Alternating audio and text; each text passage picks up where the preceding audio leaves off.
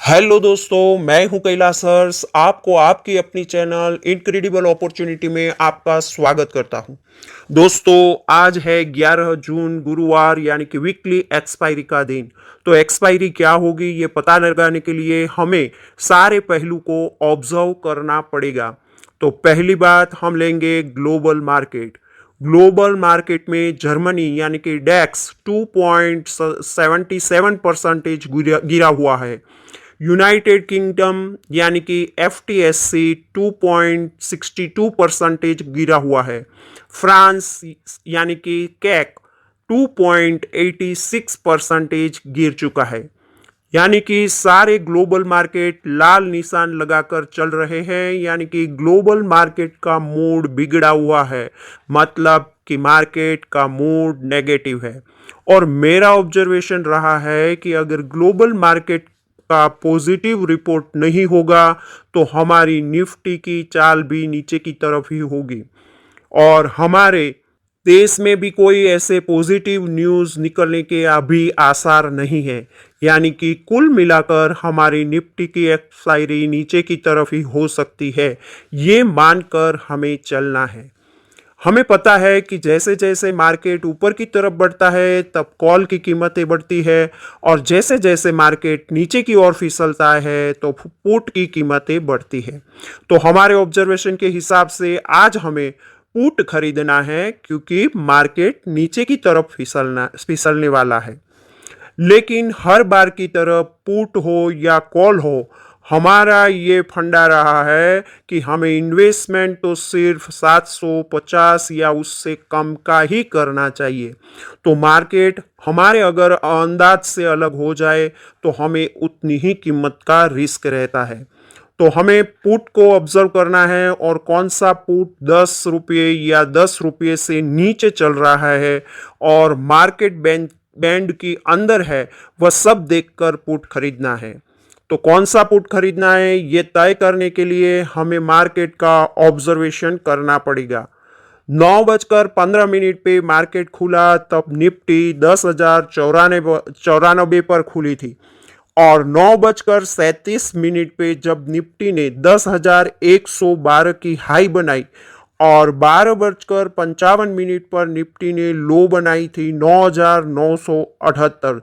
तो अब हमारे ऑब्जर्वेशन के हिसाब से निफ्टी यहाँ से नीचे की ओर फिसलती है, तो हमें 9,950 के पुट की ओर ध्यान रखना पड़ेगा, क्योंकि उसी में हमारी जो शर्त है 10 रुपये और 10 रुपये कम वाला पुट हमें मिल जाएगा। और इस प्रकार 1:05 पे ये 9,950 के पुट ने लो बनाई 4 रुपये 65 पैसे। तब निफ्टी 10,030 पे ट्रेड कर रही थी। अगर ये अपॉर्चुनिटी हम पकड़ लेते हैं तो हमारा इन्वेस्टमेंट होगा 4 रुपये 65 पैसे गुना 75, यानी करीब करीब 350 रुपये। और हमारा अंदाजा अगर गलत हो जाएगा तो हमें कम से कम 350 रुपये का नुकसान होगा, क्योंकि शेयर बाजार हमें पता है कि रिस्की है। अगर हमारी कीमत जीरो भी हो जाएगी तो हमें कम से कम 350 रुपये का ही नुकसान भुगतना पड़ेगा।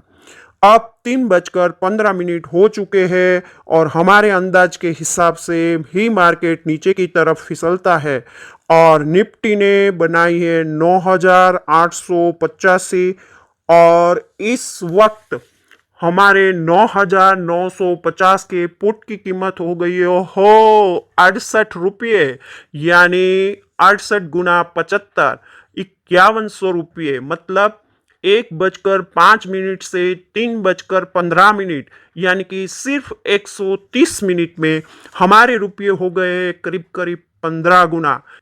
और परसेंटेज में हमें देखें तो 1,462%।